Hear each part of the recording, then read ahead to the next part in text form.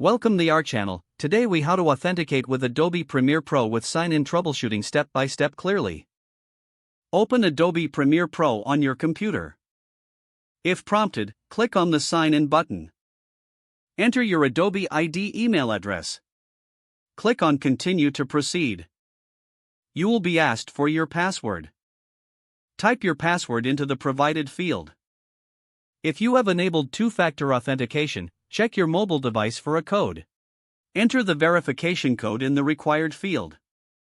After successful authentication, you should be taken to the main interface. If you encounter an error message, note the specific code or description provided. Check your internet connection if the sign-in fails. Try restarting Adobe Premiere Pro if the issue persists.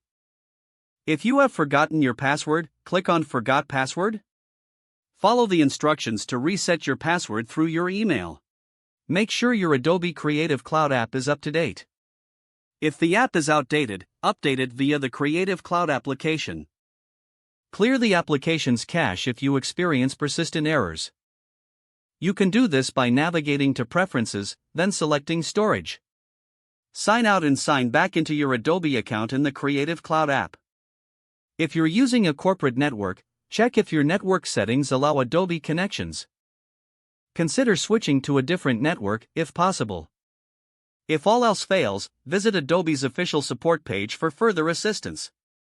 Check the status of Adobe services for any ongoing outages. Follow any additional troubleshooting steps suggested on the support page. Once resolved, repeat the sign-in process to ensure successful authentication. If the page does not load, refresh the browser or try again in a private or incognito window. Make sure you are using the correct email address, then retype it carefully to avoid small typos. If your password is not accepted, use the reset option and create a new strong password you can remember.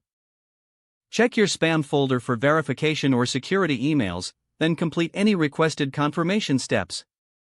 Enable two-factor authentication if available to improve account security and reduce unauthorized access risk.